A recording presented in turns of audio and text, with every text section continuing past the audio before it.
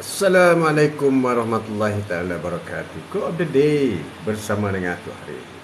Sembang-sembang pagi bersama dengan Atuk. Lewat sikit, lewat sikit. Quote of the day hari ini. Penyakit hati, sakit hati. Apa itu obat hati? Obat hati, obat sakit hati. Wow. Soal hati. Soal hati. Biarlah rahsia. Soal hati. Selalu sebut macam tu. Terima kasih Puan Noliza. Terima kasih kerana join Atuk pagi ni. Terima kasih banyak. Sakit hati. Wah, sakit hati. Sesungguhnya manusia ini memang mempunyai perasaan. Assalamualaikum. Waalaikumsalam Noliza. Bila ada perasaan, sudah tentu ada soal hati. Soal hati, kolbu. Kolbu. Tapi hari ini kita nak bicarakan mengenai penawar sakit hati. Bagaimana penawar ubat sakit hati? Sakit hati ni kadang-kadang berlaku walaupun kita cuba elakkan, tapi berlaku juga sebab dia melibatkan perasaan. Mungkin kita tidak jenis orang pendengki. Kita tidak jenis orang yang tak suka ambil tahu orang lain. Tapi kadang-kadang perbuatan orang lain itu menyebabkan kita akan terguris hati kita. Terasa. Oh, sampai hati kau buat aku macam tu. Ada juga. Sampai hati. Sampainya hatimu. Sampai hati. Terasalah. Jadi apabila sakit hati ni kadang-kadang bermula daripada perkara yang kecil je. Mungkin ada sindir-sindir sini. Perlu dipejabat kan. Dipejabat sindir-sindir. Pakaian cantik tu. Memanglah boyfriend beli. Tu kita dah lah kumpul duit lama kan. Macam tu lah. Noliza sakit hati. Dengan jangan dipendam. Maafkan saja. Bila dipendam itu yang sakit hati. Betul sekali. Betul sekali. Parahnya orang yang terguris hati dia ni apabila dia pendam. Dia pendam, membekak hati tu. Membekak, berdup membekak. Sehingga dia akan berlarutan kepada down. Rasa down. Dan pergi kepada rasa tak sihat, pergi kepada rasa tak lalu makan, pergi kepada rasa menyendiri, tak nak campur dengan orang lain, akan pergi dengan rasa mulai rasa demam-demam, akan pergi dengan rasa mulai tidak produktif, malas buat kerja, dan yang teruknya malas beribadat, akan pergi lagi lebih jauh, akan rasa kesunyian. Seolah-olah dunia ini kita seorang je. Akan pergi lebih jauh, dia akan sakit sehingga masuk hospital dan boleh membawa kepada maut. Itulah sakit hati. Asalnya tidak sakit pun. Sakit hati ni tak semestinya sakit. Sakit hati ni terguris pun sakit. Sakit ni hati ni adalah sesuatu perkara yang berlaku tidak bertentangan dengan kehendak kita. Kita nak putih, tiba-tiba abang kita beli merah. Sakitlah hati. Kita nak cabai besar, dia beli cabai kecil, cili. Sakitlah hati. Kenal je. Abang ni betul. Itulah murungut. Mulut. Alah kau pergi belilah sendiri. Mulai quarrel. Mulai fight. Fight. Daripada kecil je. Daripada salah beli barang. Akan besar. Sehingga malam tidur pun tak bersama. Tidur pun tak bersama. Quote of the day hari ini, penawar sakit hati. Jadi penawar sakit hati. Jadi sakit hati ni dia boleh berlaku apabila kita tidak membendung dengan baik. Tidak menjaga ataupun cepat ambil action. Cepat bertindak sakit hati. Jangan cool. Bila kita kadang-kadang kita salah faham je. Orang cakap lain, kita faham lain. Itu yang jadi sakit hati tu. Sebab itu yang bahaya WhatsApp ke TikTok ke TikTok ke apa-apa media sosial ni dia tuliskan pendek, ringkas lagi dan ayat-ayat orang pendek ni. Ayat pendek. Jadi menyebabkan salah faham. Salah faham tu sakit hati. Terima kasih Azman, terima kasih Badaria, terima kasih Farida, terima kasih Roha, terima kasih Siti Sarah, terima kasih Ziarah Tahir Zairah, Izani, terima kasih Daniel Abuza. Wow, terima kasih Hajjah Niar. Terima kasih Muhammad Zulhilmi. Wow, kerana join Atuk Quote of the Day bersama dengan Atuk hari ini. Penawar sakit hati. Sabaria, Nur Azia. Wow, terima kasih. Badaria, Assalamualaikum tu. Waalaikumsalam. Zawiyah, Atan. Sabri, apa khabar ye? One Zone. One Zone. One Zone, apa khabar? Selamat berpuasa bulan Ramadan semua. Khadijah, terima kasih banyak. Ramai yang sudi menjenguk atuk pukul 10 pagi. Sekarang 10.40 dah. Lambat sikit. Lambat sikit. Biasalah orang tua kan. Mujurlah tua boleh buat alasan orang tua. Orang tua ni boleh buat alasan tau. Sebab itu tak rugi orang jadi orang tua ni. Dia jadikan alasan. Bagilah orang tua duduk. Orang tua kerap berdiri. Ada alasan. Orang tua separuh harga. Pergi mana separuh harga. Untung jadi orang tua. Orang tua. Orang tua selalu diraikan. Terima kasih. Terima kasih. Kau berada hari ini.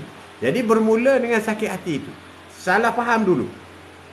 Jadi salah faham ni ialah apa yang kita dengar dan apa yang kita lihat. Itulah jadi salah faham. Kalau suami isteri, suami isteri. Tengok-tengok suami kita, dalam suami kita ada orang perempuan. Dalam kereta suami kita. Salah faham. Salah faham. Ya, Zulkifli dan Zah. Ibu Is. Ibu Is. Siti, apa khabar Siti? Jadi salah faham. Ada orang dalam kereta abang. Perempuan mana abang buat kereta? Sudah. Dengar dulu. Apa dengar-dengar? Saya tengok dengan mata saya sendiri. Itulah perempuan yang main. Dia raguri. Saya tengok bang. Saya tengok sampai hati abang buat macam ni. Dengar dulu. Dengar dulu. Tak nak dengar-dengar apa? Hari ni kan puasa. Kita puasa. Yalah puasa lah ni. Marah. Marah. Sabarku. Jadi approach kita tu supaya kita tidak salah faham. TikTokers join. TikTokers. Jadi sepatutnya kita cool dulu. Bang. Bang. Kan kalau kita nak apa ni nak tangkap rusa.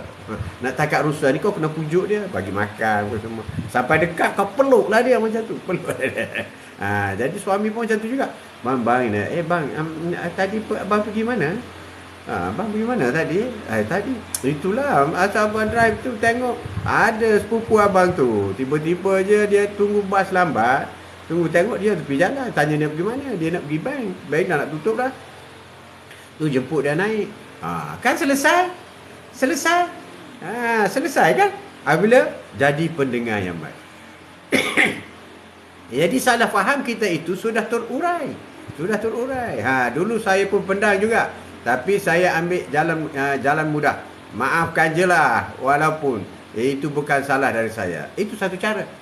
Maafkan kami. Beri maaf saja. Jadi salah faham itu menyebabkan tergores hati.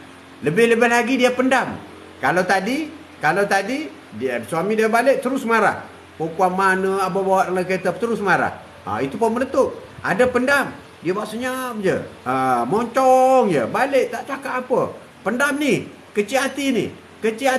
Sakit hati. Abang bawa perempuan lain. Kecil hati. Pendam. Itu yang menjadikan. Besok tak nak pergi kerja lah MC. Kenapa? Demam. Sebenarnya dia pendam. Itu bahaya. Jadi betul lah kata Nuliza tadi. Luahkan. Tapi cara luah itu mestilah cara yang betul. Cara yang betul. Jangan cara tak betul. Kena cara yang betul. Luahkan cara yang betul. Itu yang penting. Luahkan perasaan kita dengan cara yang betul. Supaya tidak menjadi sesuatu yang merugikan dua-dua pihak. Apabila keadaan keluarga bahagia, apabila salah faham dicetuskan menyebabkan keretakan rumah tangga, yang ruginya ialah diri sendiri. Diri sendiri. Itu yang kena jaga. Jadi bukan senang untuk memupuk bahagia. Kebahagiaan kita boleh capai sekali. Tapi untuk mengekalkan sentiasa bahagia itu memerlukan banyak pengorbanan. Kau ada deh hari ini. Penawar sakit hati. Penawar sakit hati. Itulah kita sembang-sembang hari ini. Hari ini. Jadi sakit hati itu kita perlu jaga. Menjaga dari segi komunikasi. Cara bercakap. Soal isteri dan suami. Sebenarnya sensitivity. Suami lebih tinggi daripada isteri apabila cara bercakap. Dia mengharapkan isterinya lemah lembut. Cara menegur, cara bercakap, cara berkomunikasi. Ya Ikin, Maimun, apa khabar? Ya, Baya. Dek Baya. Yuza, terima kasih. Join Natul, terima kasih. Jadi suami mengharapkan sesuatu yang lemah lembut, sesuatu yang sopan santun, sesuatu yang ada feel love, ratija feel love. Jadi membolehkan suami happy balik kerja apa semua, dua-dua balik kerja semua. Jadi inilah kaedah penjagaan supaya tidak salah faham dan tidak sakit hati. Kita tengok bagaimana hubungan Rasulullah dengan Khadijah. Hubungan Rasulullah dengan Khadijah, ya Nuzah, perlu melalui fasa-fasa tertentu. Benar sekali. Siti Khadijah tidak pernah dalam sepanjang perkahwinan Siti Khadijah dengan Rasulullah suaranya tinggi. Tidak pernah. Tidak pernah. Diam je. Dan dia tidak pernah mendahulukan kata-kata Rasulullah. Dia mesti menunggu kata-kata dahulu daripada Rasulullah, baru dia memberi respon. Itu Khadijah. Itulah Khadijah. Jadi pada suatu hari Rasulullah pulang daripada berdakwah, dan begitulah setiap pada hari Rasulullah pulang daripada berdakwah, melihat raut wajah Rasulullah, Khadijah sudah tahu. Rasulullah ini nak makan, nak minum, nak tidur, nak dipangku, nak mandi, Khadijah tahu. Khadijah tahu, tanpa bercakap apa-apa, senyum saja. Rasulullah balik senyum. Kalau dia tengok raut wajah Rasulullah nak makan, dia senyum, dia terus masuk dapur, sediakan makanan. Kalau nak minum, dia masuk ke dapur, keluarkan minuman. Kalau perlu nak duduk dulu, dia duduk. Rasulullah tidur di atas riba Siti Khadijah. Ya, ahmilah. Ya, saling mempercayai dan jujur. InsyaAllah hidup bahagia walaupun banyak dugaan. Amin. Amin. Benar sekali. Benar. Ini sirah Rasulullah dengan Khadijah. Jadi pada suatu hari Rasulullah balik daripada berdakwah, Khadijah tatap wajah Rasulullah dan terus buat makanan. Semasa Khadijah masuk ke dapur menyediakan makanan, Jibril datang. Jibril datang berbisik kepada Rasulullah, "Ya Rasulullah, sebuah istana senyap sudah pun siap kepada Khadijah." Sebuah istana senyap. Jadi ini adalah sesuatu yang luar biasa. Sebuah istana senyap yang disediakan oleh Allah kepada Khadijah. Mengikut ulama, yang dikatakan senyap itu kerana si Khadijah ini tidak pernah meninggikan suara dengan Rasulullah sepanjang mereka kahwin. Jadi dia mendapat istana senyap, istana diam. Dan Allah, Jibril bagi tahu kepada Rasulullah bahawasanya Allah kirim salam kepada Khadijah. Apabila Khadijah keluar mengajak Rasulullah makan apa semua, Rasulullah bagi tahu, "Ya Khadijah, istana senyap, istana diam sudah bersiap untuk, dan Allah kirim salam kepadamu." Allahu Akbar. Allahu Akbar. Sayangnya Allah Subhanahu Wa Taala kepada Khadijah. Kerana ciri-cirinya yang bukan saja berkorban harta benda untuk jalan Allah Subhanahu Wa Taala, tetapi pekertinya tidak pernah meninggikan suara dengan Rasulullah. Itulah cirinya. Sehingga Khadijah termasuk dalam 4 wanita ibu syurga. Mengetuai wanita-wanita di syurga. Antaranya ialah Khadijah, 4 orang. Khadijah. Khadijah, Siti Khadijah. Itulah Khadijah. Jadi dalam soal kita berhubungan suami isteri ini, wanita harus mentaati suami. Sebab bagi wanita, sebelum dia kahwin, dia harus mentaati kedua ibu bapa dia. Tapi setelah dia kahwin, dia kena menukar mentaati suami, kemudian baru mentaati yang lain. Kalau ranking akidah, ranking tauhid, seseorang wanita itu pertama sekali dia mesti patuh dan memperakui kepada Allah Subhanahu Wa Taala. Yang kedua, sayangnya kepada Rasulullah sallallahu alaihi wasallam. Yang ketiga, suami. Yang keempat, baru ibu bapa. Tapi ranking bagi seorang lelaki setelah kahwin, yang pertama Allah, yang kedua Rasulullah, yang ketiga kedua ibu bapa. Kedua ibu. Yang ketiga ibu bapa dulu, kemudian barulah isteri. Itu ranking bagi seorang lelaki. Ingat tu. Jangan takut bini. Tak boleh. Tak boleh. Saya tak takut tu. Saya hormat je. Betul lah tu. Saya tak takut tu. Dia yang tak takut kat saya. Ada juga cakap macam tu. Kita yang mencorakkannya. Nak bahagia atau derita. Amin. Nurliza. Benar sekali. Kau Day bersama dengan Atuk hari ini. Sembang-sembang pagi bersama dengan Atuk hari ini. Buat bicara kita penawar hati. Penawar hati. Jadi sirah-sirah Rasulullah. Sepanjang perkahwinan Rasulullah dengan Khadijah. Rasulullah Khadijah tidak timbul lagi isu-isu cemburu. Tidak ada satu hadis Khadijah cemburu. Tidak ada. Tidak ada. Tetapi soal cemburu ini timbul setelah Rasulullah kahwin dengan Aisyah. Kita jangan memandang rendah walaupun Aisyah cemburu sebagainya. Sebab apa yang berlaku pada keluarga Rasulullah, diri Rasulullah adalah untuk memberi satu panduan dan hukum kepada umat Nabi Muhammad.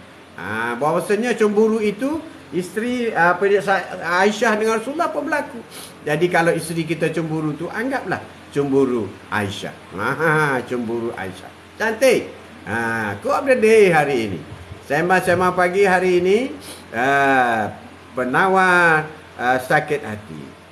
Hampir setiap orang tentu pernah mengalami sakit hati. Semua orang pernah mengalami. Tak ada yang tak pernah mengalami sakit hati. Tergoresnya hati. Sama ada berat atau ringan sepanjang hayatnya. Sepanjang hayatnya. Baik dalam keluarga, bersahabat maupun bermasyarakat. Berpolitik pun ada juga. Sikit. Boleh jadi sakit hati. Sebagaimana sifat sedih. Sedih. Kenapa sedih tu? Sakit hati lah. Yang teruknya, kenapa sedih ni? Tak ada apa lah. Tak ada apa. Tak ada apa. You apa khabar? K. Kalau jawab K tu memang teruk lah. Memang teruk lah obatnya. Kalau mesej dengan girlfriend, kita tanya, apa ni, kau sihat ke? K. Jawab K je. K. Tu teruk lah tu. Teruk lah kena tu. Cemburu tu perlu, tapi jangan melampaui batas, Nurliza. Benar sekali. Jadi sifat sedih itu, sebenarnya sifat sedih, sama ada sifat sedih ataupun kita gembira. Gembira pun sakit hati juga. Rasa ini adalah satu kewajaran dalam hidup manusia. It's normal. Manusia itu normal. Kalau tak pernah sakit hati sikit apa semua, tapi kena kawal lah. Jangan sampai mudarat. Jangan sampai mudarat. Itu adalah normal. Mana saya ni pernah sakit hati. That's normal. Kalau dia kata saya dalam hidup tak pernah sakit hati, that's your abnormal. Something wrong with you. Kena check. Apalagi manusia ialah makhluk bersosial. Kita ni jenis manusia makhluk bersosial. Yang dalam setiap interaksi, berkomunikasi, tidak lepas dari kesilapan, kekhilafan. Kesilapan. Tak sengaja, terkasar bahasa. Tak terlihat. Itulah cemburu. Tok, tandanya sayang tok. Benar sekali pada dia. Benar, cemburu. Cemburu tanda sayang. Banyak cerita cemburu Aisyah dengan Rasulullah. Aisyah pun skodeng tau. Aisyah cemburu dia sampai dia skodeng Rasulullah. Dia skodeng. Tak dengar cerita Aisyah pergi skodeng Rasulullah. Pada satu malam. Once upon a time. Pada satu malam. Aisyah terjaga dari tidur. Tengok Rasulullah tak ada. Aisyah dah syak dah. Ni mesti pergi rumah bini lain ni. Kan Rasulullah masa Aisyah bini ramai. Pergi rumah bini lain ni. Aisyah pun pergi mengintip. Skodeng lah. Cari skodeng. Skodeng. Ita-ita rupa-rupa Rasulullah pergi berdoa di kubur Baqi. Sebelah Madinah. Sebelah masjid Madinah. Pergi berdoa di situlah. Orang perempuan Arab kan dia pakai jubah hitam apa semua ni kan. Pergi skodeng Rasulullah. Kemudian dia tengok Rasulullah sudah selesai berdoa di kubur Baqi, dia pun berlari masuk dalam bilik. Konon dia tak skodeng lah. Bila Rasulullah balik, Rasulullah kata, orang tidur pun bermengah-mengah ke? Orang tidur bermengah-mengah, lelah, penat lah. Ada orang tidur mengah-mengah. Rasulullah perli lah. Maafkan aku Rasulullah.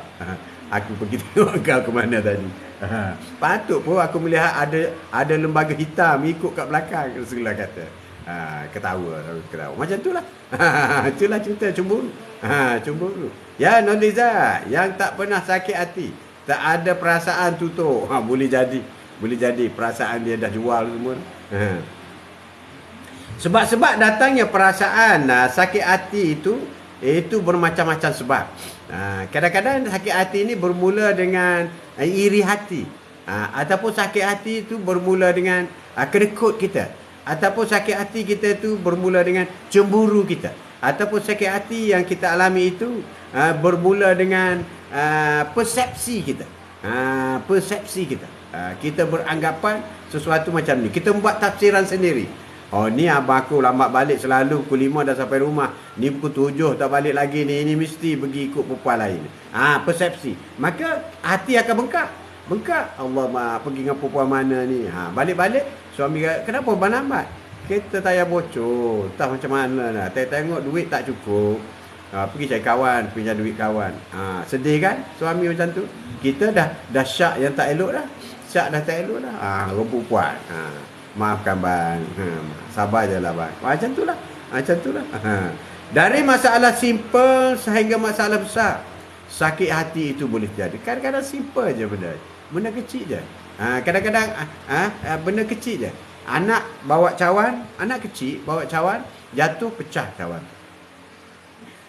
Pecah cawan tu. Marah kepada anak-anak. Apabila marah kepada anak, suami cover. Alah, budak tu kecil lagi. Tak apalah pecah pun. Nak buat macam mana? Alah, abang apa tahu? Dah kuara dah. Dah sakit hati dah. Bermula dengan cawan pecah. Allahu Akbar. Cemburu tak bertempat. Cemburu tak bertempat. Betul tu. Jadi sebab datang dari perasaan pun macam-macam. Perasaan kita semana yang Atuk telah jelaskan tadi. Ada juga yang sakit hati perbezaan pendapat antara suami isteri.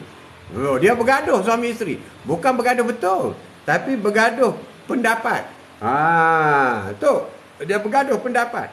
Alah, saya aktif TikTok. Abang tu aktif Facebook. TikTok ni untuk orang muda. Facebook tu untuk orang tua. Abang apa tahu? Dia bergaduh macam tu. Alah, TikTok tu tak ada apa. Tak ada apa TikTok tu.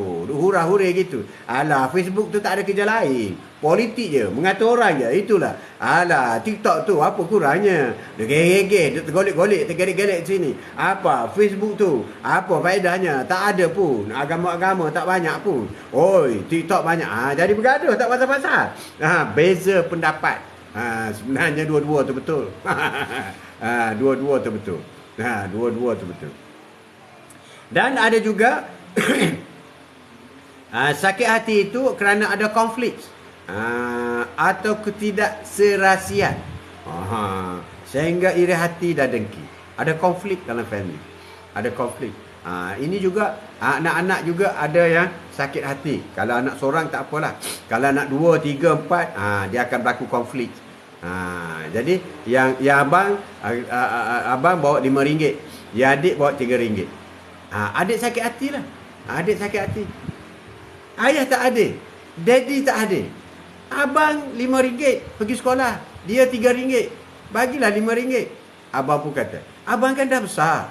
Abang dah besar. Abang kena buat banyak sikit. You tahu tak? Beli nasi lemak ke apa ke di kantin. Sama juga. Sama mahal je. Tak cukup ni. Bergaduh. Ya Noliza. Laki bini gaduh pasal bola. Kahwin berlainan negeri. Ada juga. Ada sokong Kedah, ada sokong Johor. Ada sokong Kelantan. Ada sokong wilayah persekutuan. Gaduh. Gaduh.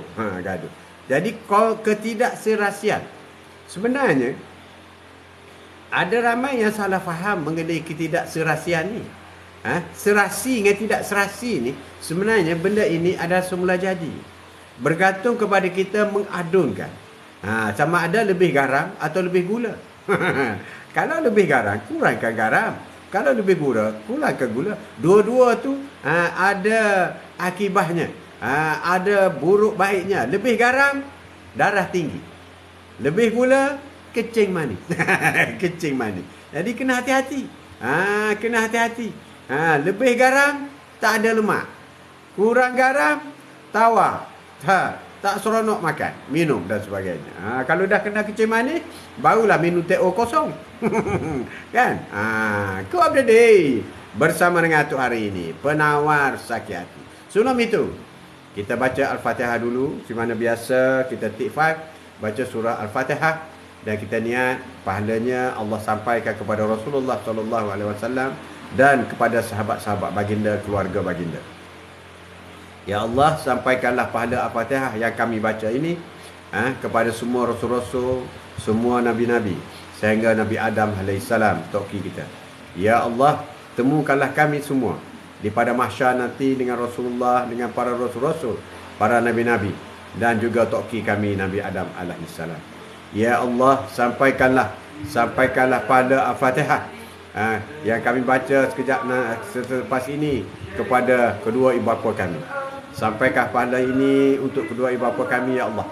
Sampaikanlah pahala ini untuk diri kami, isteri, suami atau anak-anak, menantu, cucu, rakan-rakan, sahabat, jiran, rakan-rakan cook of the day bersama dengan tu. Sama ada yang tak sempat hari ini, yang sebelum ini sudah masuk, dan berilah hidayah kepada mereka supaya masuk cook of the day, mendengar buah bicara mengenai sebuah kehidupan. Dan juga kepada muslimi, muslimat, kepada mukminin dan mukminat, sama ada yang masih hidup ataupun yang telah lama meninggal dunia.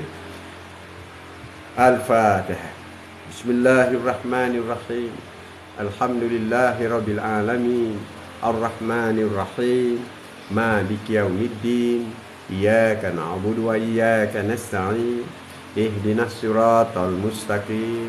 Siratal ladzina an'amta 'alaihim ghairil maghdubi 'alaihim waladdallin. Amin, amin, amin. Terima kasih. Terima kasih. Quote of the day kita hari ini, sembang-sembang pagi hari ini ialah penawar sakit hati. Penawar sakit hati.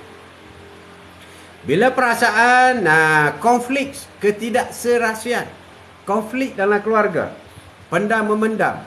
Bila situasi ini dipendam, dibiarkan berlalu lama, dia akan membengkak dalam hati. Maka akan tidak sihatlah hati itu. Pemiliknya pun akan stres dan tidak ceria. Mocong, murung, down orang yang sakit hati. Allahu Akbar.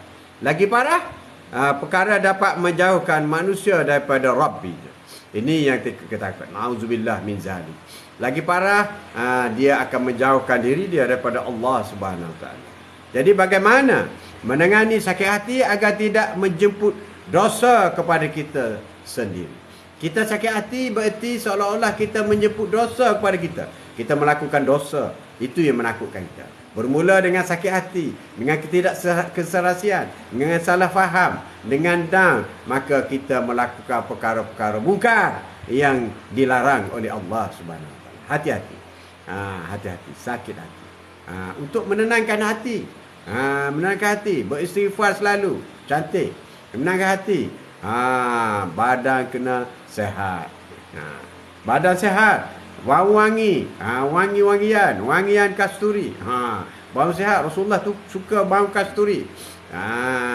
Itulah kita jaga keharmonian rumah tangga. Kalau ada konflik, biar lagi biar lagi bau wangi, bagi kuat wangi. Makin kuat konflik, makin kuat wangi. Macam kedai jual minyak wangi, parfum. Jadi kita wangi-wangiankan. Atuk nak promo sikit. Promo sikit hari ni. Tak lama lagi Atuk akan keluarkan parfum Atuk. Parfum Atuk ini adalah sebagai untuk memenuhi sunnah. Sunnah. Kalau sekarang pun sunnah. Apa yang Atuk sampaikan ni adalah sunnah. Sunnah. Dan Atuk nak keluarkan produk parfum kasturi. Parfum kasturi. Kasturi sebab kasturi ini kesukaan bau Rasulullah. Sunnah. Kasturi sunnah. Sebab kita apabila kita nak solat, badan kita mesti wangi. Mesti wangi. Rasulullah tidak benarkan sahabat-sahabat yang bau busuk masuk masjid.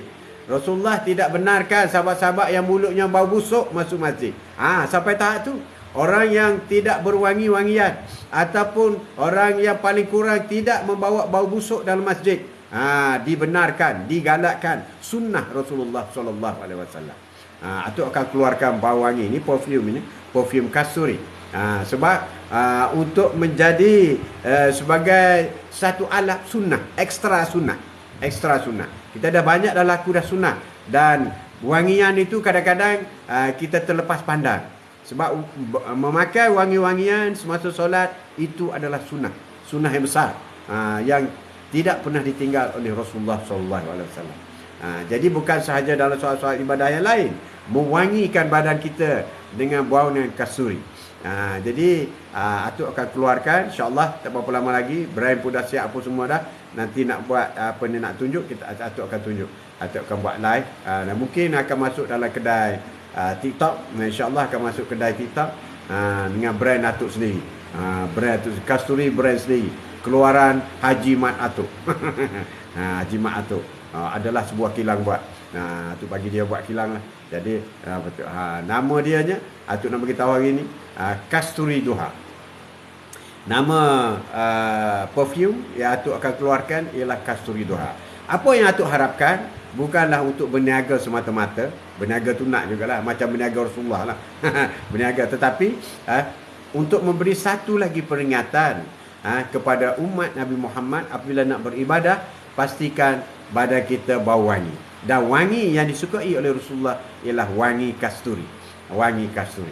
Jadi kita berada lagi daripada, kita telah melangkah satu tahap lagi untuk menuju kepada khusyuk.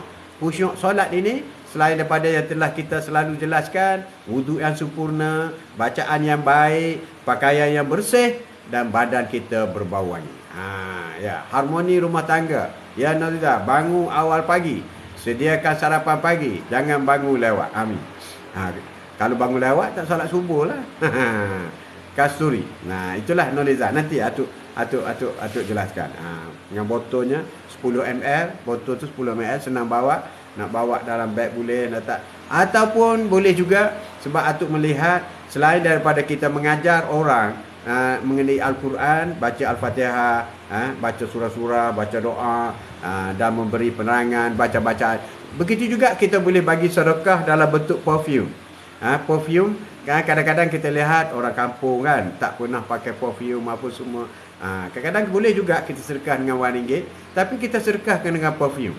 Bila kita bagi perfume bau kasturi pada badan dia, maka itu adalah satu sedekah.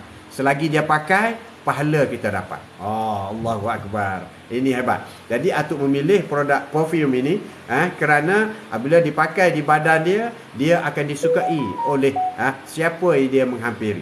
Bau kasturi. Dan selagi dia pakai, kita akan mendapat pahala sedekah jariah. Ini yang dikatakan pahala sedekah jariah. Maksudnya pahala sedekah jariah ini ialah akan berpanjangan. Akan berpanjangan. Kena letak beg kuning. Lah nanti Tok Haji. Nanti Atuk buat. Pandai Nolizal letak beg kuning. Nanti Atuk letakkan. Jadi Atuk sengaja pilih bauan kasturi ini. Kasturi Duha nama dia. Sebab Atuk mengharap sangat kuliah Duha ini, selain daripada solat Duha, gunakanlah bauan kasturi. Bauan yang disukai oleh Rasulullah sallallahu alaihi wasallam. Banyak bauan lain, tapi Rasulullah suka bauan kasturi. Sebab di syurga nanti pun diistilahkan baunya wangi macam kasturi. Jadi kita mengamalkan bau wangi kasturi. Sebelum masuk syurga kita dah bau wangi kasturi, insya-Allah. Tagline atau tagline bau wangi dapat pahala. Itu tagline perfume tu. Bau wangi dapat pahala. Bau wangi, kita bau wangi dapat pahala. Dapat pahala kenapa? Sebab itu adalah sunnah. Kita melakukan satu sunnah. Yang tidak sengaja kita melakukan satu sunnah. Itu sedikit intro. Sedikit intro mengenai produk yang akan dikeluarkan. Tidak berapa lama lagi. Quote of the day kita hari ini. Penawar penyakit hati. Penawar penyakit hati. Itulah kita. Jadi bagaimana menangani sakit hati agar kita tidak sampai melakukan perkara yang musibah kepada kita. Saya dah tengok video ustaz pasal kayu kemuning. Tapi khasiat apa ya? Tak pasti. Kayu kemuning. Ada khasiat dia kayu kemuning. Banyak khasiat dia. Banyak khasiat dia. Okey, antara perkara-perkara yang diajar oleh Rasulullah untuk menjadi penawar sakit hati. Ini unjuran daripada Rasulullah sallallahu alaihi wasallam. Penawar sakit hati. Sekarang produk perfume Kasturi Duha. Okey tak nama Kasturi Duha? Atuk yang pilih sebab teringatkan kuliah duha, waktu duha apa semua. Jadi supaya rakan-rakan kalau pakai perfume duha tu dia kena ingat. Pakai perfume duha ni kena solat duha tau. Atuk marah nanti. Kita relate kan suatu produk sunnah. Sebab kalau kita aku dah solat duha kali ni. Aku solat duha ni. Tak bau duha pun. Spray duha dulu. Spray duha dulu, baru solat. Kemudian kalau pukul 12 ingat baru duha. Dah solat dah. Kan kita ni pelupa. Solat duha. Jadi Kasturi Duha. Itulah nama brand. Nama brand Atuk. Itu adalah salah satu daripada kaedah kita nak memanjangkan dengan memanjangkan pahala kita untuk melaksanakan sunnah. Iaitu mewangi-wangikan diri. Kemudian kalau orang lain suka wangi lain boleh juga, tapi kita pilih wangi yang disukai oleh Rasulullah. Itu sunnah. Sunnah dapat pahala. Dan yang kedua, apabila kita mewangikan diri sebelum solat, Allah suka kepada wangi-wangian. Allah suka kepada wangi-wangian. Sebab itu sebelum solat badan kena wangi. Badan kena wangi. Badan kena. Sebab itu kalau siapa yang pergi Mekah, siapa pergi atau siapa yang pergi ke Madinah, di Raudah, sekeliling Kaabah itu memang wangi. Memang wangi, diwangikan. Sebab itu sunnah. Itu sunnah. Kawasan Raudah memang wangi. Tiang-tiang masjid wangi. Wangi. Okey je tu. Bila beli teringat tu Haji pasal duha. Cantik. Cantik. Cantik. Supaya jangan lupa duha. Jadi pakailah Kasturi Duha. Kasturi Duha. Bau wangi dapat pahala. Itu tagline-nya. Okey, kita sambung lagi. Antara unjuran yang diajar oleh Rasulullah untuk menjadi penawar sakit hati. Pertama, apabila kita mulai terasa sakit hati, muhasabah diri. Muhasabah diri. Sebelum kita menyalahkan orang lain, seharusnya kita melihat diri kita sendiri. Biasanya kita sakit hati ini kita menyalahkan orang. Kita kata orang yang buat kepada kita. Orang yang mengata kita. Orang yang macam-macam orang kita tunjuk. Satu jari kita tunjuk kepada orang, 4 jari menunjuk kepada diri kita. Kita muhasabah diri dulu. Aku ada silap ke? Aku ada buat silap ke? Mungkin tak kena aku ni. Apabila kita memperakui, kita downkan ego kita. Kita tolak ego kita supaya kita memperakui. Bahkan itu yang lebih baik kepada kita. Jadi pertama Rasulullah kata untuk penawar sakit hati ialah muhasabah diri. Mungkin kita sakit hati oleh kata-kata saudara kita. Padahal dia tidak bermaksud demikian rupa. Ini yang dikatakan salah erti, salah faham.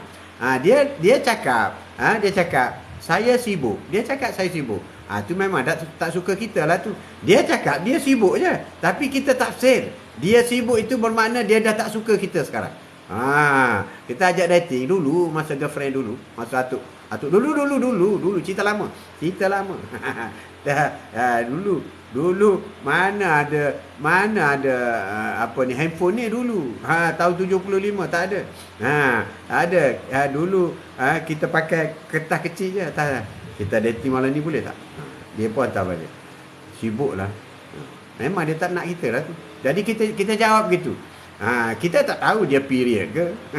Dia sedih tak ada duit ke. Dia sedih assignment tak siap ke. Kita tak tahu. Tapi kita buat, dia tak suka kita lah tu. Itu salah satu daripada tanggapan. Maksud yang kita buat itu boleh menyebabkan kita tak pasal-pasal sakit hati. B, terima kasih join tu. Kasih sister, terima kasih. Nurul Hani, terima kasih join tu. Terima kasih. Kita cuba bertanya diri sendiri. Mengapa saudara kita bersikap sedemikian rupa? Kita tanya dulu, kenapa dia buat aku macam tu? Kenapa dia kata kat aku macam tu? Kenapa dia menyendiri? Kenapa? Tanya diri dulu. Mungkin dia sibuk, mungkin dia ada sesuatu, mungkin dia sedang mengalami sesuatu yang berat. Kita tak tahu. Tanya diri kita dulu. Jangan-jangan kita sendiri yang telah membuat kesalahan padanya.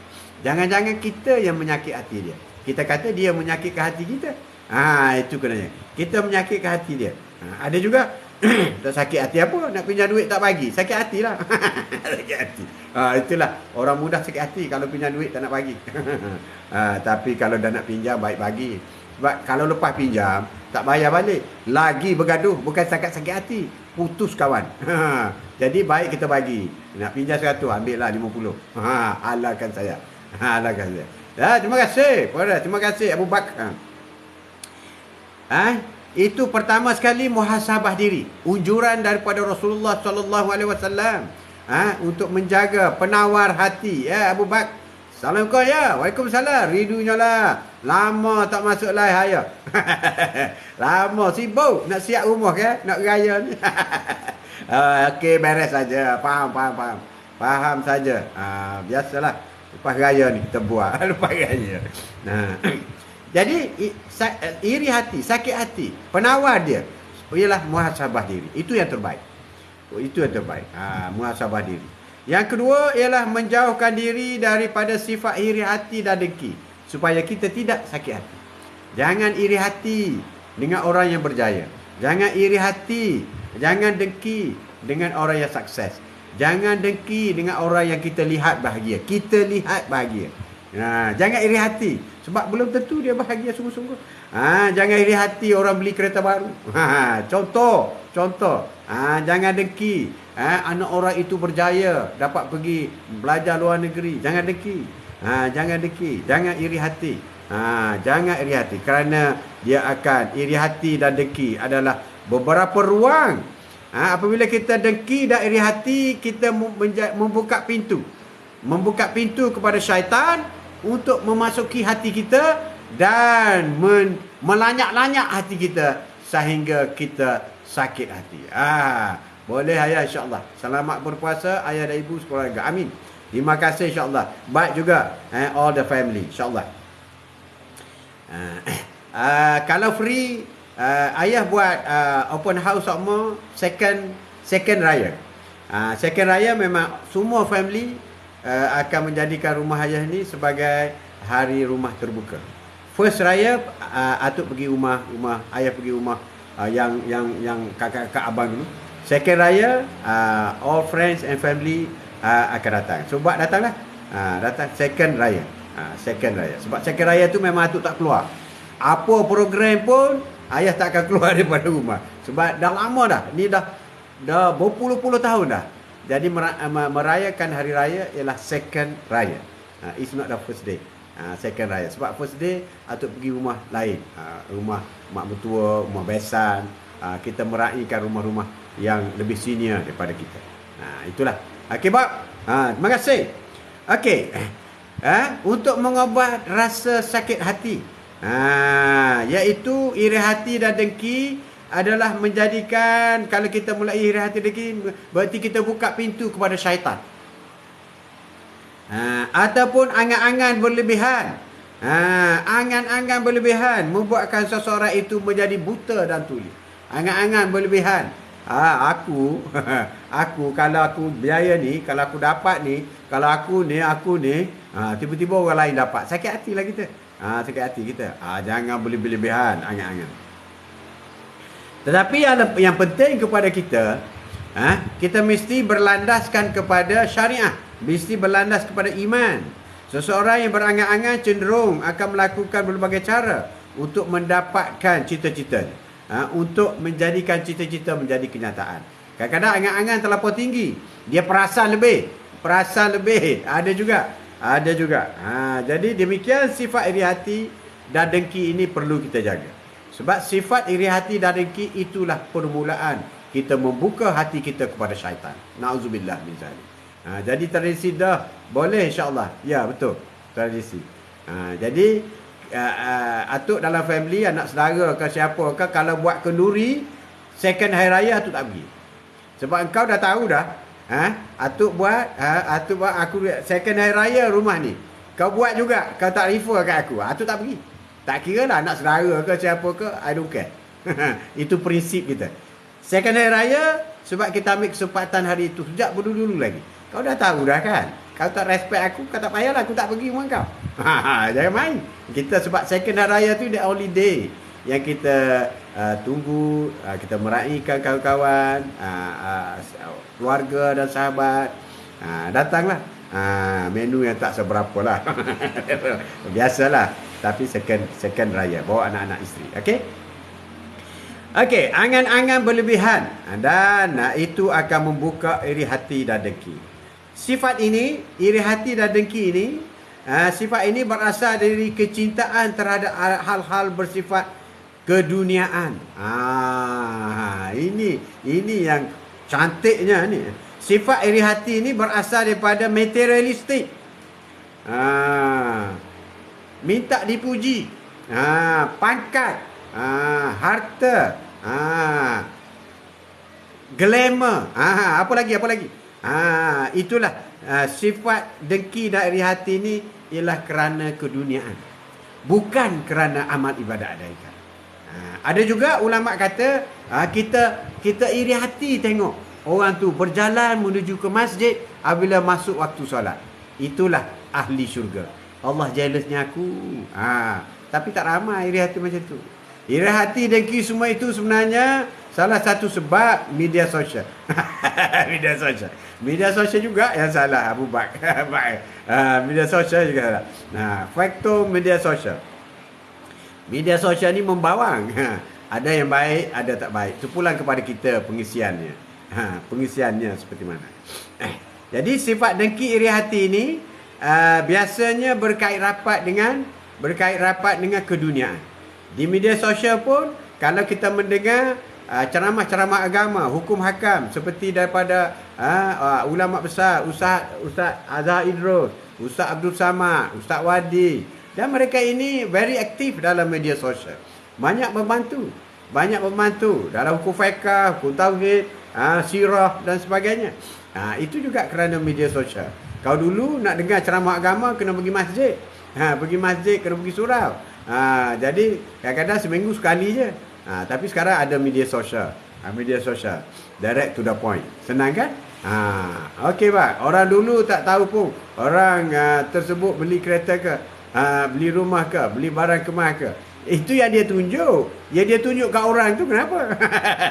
Dia pergi tunjuk. You tengok hasil usaha saya. Usaha saya, bisnes saya grow. Now saya pakai kereta ni. Now saya buat rumah ni. Dia yang tunjuk. Kalau dia tak tunjuk, dia tak post dalam media sosial, tak ada pun. Tak ada pun. Ramai lagi orang sukses, senyap je.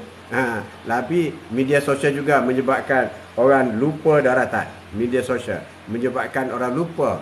Dia ingat rezeki itu kerana usaha dia. Itu silap. Rezeki itu milik Allah. Allah yang beri rezeki, bukan kerana dia. Banyak orang yang Allahu Akbar, na'udzubillah. Kena jaga-jaga. Jaga-jaga. Jaga-jaga. Ya baik. Jadi orang lain tengok jadi menimbulkan rasa dengki dan dengki orang lain. Tapi itu orang-orang je. Orang tertentu je. Tapi bagi orang beriman, dia bersyukur, alhamdulillah, semakin kaya dia. Dan dia berdoa lagi, ya Allah, tambahkanlah kekayaan padanya. Itu yang terbaik. Itu cara kaedah orang beriman. Orang beriman apabila melihat jiran ke, melihat sesiapa pun, dia berjaya dalam hidup dia, dia bersyukur dan berdoa supaya Allah tambah lagi. Itu orang beriman. Orang tak beriman, dia dengki lah. Apa lagi? Tak apalah. Tak apa. Tapi bagi kita, kita berdoa, ya Allah, murahkan rezeki lagi, ya Allah, padanya. Amin. Dan kita harus ingat, kita berdoa kepada orang yang kita tak kenal. Ya Allah, murahkan rezeki, murahlah projek, murahlah, permudahkanlah usaha mereka. Ya Allah, kita harus ingat, dalam masa yang sama, malaikat berdoa untuk kita. Ya Allah, kau dengar hamba-Mu berdoa kepada orang yang tidak kenal. Dan orang itu tidak tahu pun dia berdoa kepadanya. Ya Allah, maka aku berdoa kepada, kembalikanlah doanya itu kepadanya juga. Itu hebat. Itu hebat orang yang berdoa kepada orang yang tak kenal ataupun orang yang tak tahu. Kerana malaikat tolong doakan kembali kebaikan itu kepada kita juga. Bak rakyat tu untuk email ni PDP. Email tebal tak apa. Ya Allah. Email ni PDP. Ya Allah. Kau update day hari ini. Sembang-sembang pagi bersama dengan Atuk hari ini. Biasanya sifat iri hati ini bermula dengan cinta dunia. Cinta dunia. Cinta pangkat, cinta harta, cinta dunia. Cinta dunia. Cinta kahwin ramai. Cinta dunia. Manusia juga tak pernah berasa syukur kerana selalu merasa kurang. Ini sifat semula lagi manusia. Manusia yang tidak melafazkan syukur, maka dia akan merasai sentiasa tidak cukup. Macam minum air sentiasa haus. Minum air laut habis, laut kering pun dia akan rasa haus. Rasa haus. Itu sebab dia tidak bersyukur. Dia selalu memandang ke atas dan seolah-olah tidak rela melihat lain yang memiliki lebih daripada dia. Selalu melihat dia yang lebih. Tak boleh lihat, tak boleh tengok orang di atas lebih daripada dia. Dia mesti lawan. Sekarang orang tengok dalam media sosial, kemudian dia post. Tapi dulu ada juga jiran. Kita tahu jiran buat balik kereta baru. Ada orang dengki, tapi ada orang bersyukur. Tolong pergi solat hajat lagi. Wah, beli kereta baru Bila nak solat hajat ni? Boleh. Malam ni saya panggil semua solat hajat kereta baru. Tolonglah kita pergi. Ya Allah, doakan. Selamatkanlah sepanjang perjalanan digunakan kereta ini, ya Allah. Ya Allah, manfaatkanlah kereta ini kepada keluarganya, ya Allah. Kita doakan. Ya Allah, semoga kereta ini selalu sampai di masjid.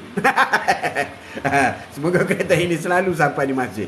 Makin besar kereta, makin jauh daripada masjid. Na'udzubillah min zalik. Jok. Bagi orang yang selalu tidak puas hati dan tidak bersyukur dengan apa yang dapat, maka hapuskanlah terlebih dahulu sikap cinta dunia. Hapus dulu sikap cinta dunia ni, kena hapus. Sehinggalah hilangnya dengki. Hilangnya dengki dalam nurani kita, dalam jiwa kita. Sabda Rasulullah sallallahu alaihi wasallam yang bermaksud tidak boleh dengki kecuali kepada dua orang. Tak boleh dengki kecuali kepada dua orang, iaitu orang yang diberi harta oleh Allah kemudian membelanjakannya di jalan yang benar. Tak boleh dengki dengan dia. Dia kaya raya tapi dia berbelanja kepada jalan Allah. Dan orang yang beri hikmah, orang yang diberi hikmah oleh Allah kemudian memutuskan persoalan dengannya dan mengajarnya. Orang yang memberi hikmah, mendapat hidayah, ada ilmu, dan dia mengajar kepada kita semua. Kita jangan dengki dengan dia. Jangan dengki dengan ustaz-ustaz, orang-orang yang hebat-hebat. Jangan dengki dengan dia. Jangan dengki dengan dia. Itulah. Jadi kita jangan dengki kepada dua orang ini. Kita lihat, tidak boleh dengki kecuali dengan dua orang. Kita dengki, iaitu orang yang diberi harta oleh Allah kemudian membelanjakannya. Mana yang orang kaya tapi kuat membelanjakannya. Kita kena dengki dengan dia. Dengki kenapa? Dengki aku nak buat juga. Aku nak buat juga. Contoh seperti Abdurrahman bin Auf. Iaitu sahabat Rasulullah, paling kaya. Sehingga Rasulullah beritahu Aisyah, "Ya Aisyah, kau tahu tak sahabat aku yang paling lambat masuk syurga?" Aisyah tanya, hanya Rasulullah yang beritahu. Ialah Abdurrahman bin Auf. Maka Aisyah beritahu kepada Abdurrahman, "Ya Abdurrahman, Rasulullah beritahuku engkau lambat masuk syurga." Menangis Abdurrahman, "Ya Allah, kenapa aku lambat masuk syurga sedang aku banyak sedekah ni?" Dia pun bergegas pergi jumpa Rasulullah. "Ya Rasulullah, betul tak Aisyah beritahu aku lambat masuk syurga, ya Allah? Sahabatmu paling lambat masuk syurga, ya Allah, kenapa?" "Benar sekali." Maka menangislah Abdurrahman bin Auf. "Tapi kau tetap masuk syurga." "Kenapa aku lambat?" "Kerana di mahsyar nanti hartamu akan dihisap satu persatu. Dari mana kau dapat, ke mana kau belanja. Akan dihisap. Apabila nak hisap tu, makan masa beratus tahun. Sedangkan sahabat-sahabatku yang tak berharta, dia bawa beg satu je. Malaikat kata, tolong buka beg. Apa harta ada? Tak ada kopiah dengan selipar je. Sejadah dalam beg dia. Maka dia kata, okey, silakan masuk syurga. Cepatlah dia. Tapi Abdurrahman bin Auf, sila buka beg. Okey, dapat senarai. Unta 100 ekor. Kuda 100 ekor. Ladang kurma beribu ekor. Panjanglah kau. Daripada mana kau dapat unta? Daripada mana kau beli? Daripada mana kau dapat kurma? Daripada mana? Kemudian ke mana? Kepada siapa kau jual? Lambatlah kau masuk syurga. Allahu Akbar. Lambat masuk syurga. Jadi harta banyak, lambat masuk syurga. Lambat masuk syurga. Sebab tu Rasulullah memilih berada dalam keadaan tidak ada harta. Bukan miskin, bukan. Rasulullah memilih dalam keadaan tidak ada harta. Pada suatu hari Rasulullah bangun daripada solat, bergegas masuk dalam kamar. Sahabat hairan, kenapa tak sempat wirid ni bergegas masuk? Mesti ada benda yang mustahil. Maka apabila Rasulullah masuk dalam kamar, keluar dan memegang di jarinya, kata ulama, sebetul cincin. Kata ulama, satu kalung. Cincin lah, cincin. Rasulullah kata, aku teringat aku ada lagi satu cincin. Aku kena sedekah cincin supaya aku tidak ada harta. Aku tidak harta yang aku tinggalkan semasa aku wafat. Sedangkan dia ada anak Fatimah, sedangkan dia ada cucu. Dia tidak meninggalkan harta kepada keluarga. Tapi Rasulullah meninggal ialah Al-Quran dan hadis. Jadi kita begitu juga. Jangan utamakan tinggal harta. Boleh tinggal harta, tapi utamakanlah tinggal Al-Quran dan hadis. Bukan tinggal Al-Quran robok dalam rumah. Bukan tinggal Al-Quran penuh. Mana Al-Quran banyak ni? Ni nak tinggal kau anak-anak ni. Bukan macam tu. Bukan macam tu. Bukan. Beli Quran mahal-mahal. Ni 50 hiasa. Ni 100 Quran. Ni anak buat saka kau anak-anak. Tak. Quran duduk dinding tak ada apa. Maksudnya tinggal Al-Quran ni kau beramal. Beramal. Kau berpegang Al-Quran dan hadis. Engkau tidak akan sesat dunia dan akhirat. Jadi Rasulullah tidak tinggal. Bergas. Itulah harta. Jadi Abdurrahman bin Auf. Abdurrahman bin Auf, setelah dia mengetahui bahawa dia lambat masuk syurga, maka dia pun menjual. Aku nak jadi orang sederhana dan miskin pun tak apa. Aku nak jual semua. Aku nak habiskan duit-duitku. Habis pada satu musim. Berlakulah lambakan buah tamar. Pada satu musim di Madinah berlaku lambakan buah tamar. Tidak laku dijual sehingga busuk. Abdurrahman bin Auf kata, inilah peluang aku nak habiskan duit aku. Aku nak habiskan duit aku dan aku nak membantu orang. Allah akan tanya, duit aku habis kepada siapa? Aku beli tamar busuk. Tamar busuk, aku akan membahagiakan pemilik ladang. Dia pun beli semua tamar busuk di Madinah pada masa itu, dia beli semua dengan harga tamar yang baik. Dia bayar harga cash tamar yang baik. Maka bergembiralah sahabat-sahabat Rasulullah, rakan-rakan Rasulullah, kerana Abdurrahman bin Auf beli tamar dia yang busuk dengan harga yang sama. Maka Abdurrahman pun berpuas hati. Seluruh Madinah berpuas hati kerana walaupun tamarnya busuk tapi dibeli dengan harga tamar yang baik. Abdurrahman menyimpan tamar busuk itu. Pada suatu hari, pada suatu ketika, datanglah rombongan daripada Yaman berjumpa menghadap Rasulullah. Ya Rasulullah, ada penyakit bala yang besar sedang berlaku di Yaman, ya Rasulullah. Apa itu? Penyakit yang sedang melanda rakyat Yaman. Dan obatnya tidak ada lain, ya Rasulullah, iaitu dengan mengobati dengan menggunakan tamar yang busuk. Di mana nak cari tamar yang busuk ini? Rasulullah pun kata, ada tamar busuk. Kau pergi jumpa dengan Abdurrahman bin Auf. Dia pun alhamdulillah jumpa. Dia pun pergi jumpa Abdurrahman. Ya Abdurrahman, aku datang ini nak beli tamar busuk engkau. Kau nak buat apa tamar busuk? Aku nak beli jadi ubat. Aku akan bayar 2 kali ganda daripada kau beli tamar dulu. Maka Abdurrahman menjual semua tamar busuk. Sepatutnya dia nak keluarkan duit dia habis, tetapi mendapat 2 kali ganda. Kerana nawaitu lillahi ta'ala. Pertama sekali ialah membeli tamar busuk untuk membantu peladang-peladang tamar supaya tidak susah. Dan Allah ganti memberi musibah kepada rakyat di Yaman. Kerajaan Yaman datang membeli tamar busuk dia semua sekali dengan harga yang berlipat kali ganda. Kaya jugalah dia. Jadi kaya, tirulah Abdurrahman bin Auf. Itulah Abdurrahman. Jadi kita kena dengki macam Abdurrahman ini. Jadi kaya boleh diharapkan jadi kaya. Sebab kita tahu Rasulullah menjadi jutawan umur 25 tahun. Khadijah ialah wanita paling kaya, paling cantik, paling kaya, paling digeruni oleh pedagang-pedagang di Mekah dan pedagang-pedagang di tanah Arab pada masa itu. Badariah hadir. Terima kasih Badariah. Paling kaya. Dia bukan miskin. Bukan.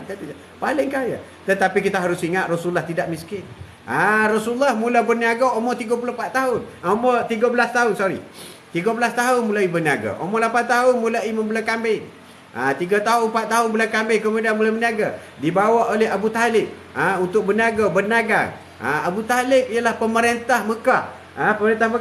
Kaum kerabat bangsawan Quraisy. Orang digeruni, dihormati. Jadi Rasulullah bergantung, harap kepada diajar oleh Abu Talib. Hebat Abu Talib. Mula Abu Muttalib tuknya. Abu Talib meninggal, dia ambil alih oleh Abu Talib. Jadi Rasulullah berniaga. Berniaga menjadi jutawan. Menjadi jutawan Rasulullah berniaga. Bayangkan. Mahar. Mahar Rasulullah kepada Khadijah ialah 100 ekor unta. Mahar dia. Kalau 3,000, kalau 1,000 sekor, 100,000. 100 ekor unta. Mahar Rasulullah kepada Khadijah. Adab orang Arab untuk mengeluarkan belanja perkahwinan mestilah 10% daripada harta yang dia ada. Itu adab orang Arab. 10%. Jadi kalau 100 ekor unta, harta unta sebagai mahar perkahwinan dengan Khadijah, berarti Rasulullah ada 1,000 ekor unta. Rasulullah jutawan. Masa kahwin umur 25, Rasulullah kaya raya. 1,000 ekor unta dia sudah ada. Dia sudah ada. Dia sudah ada. Sebab itu kita kena tahu sirah. Kita kena tahu adab-adab orang Arab.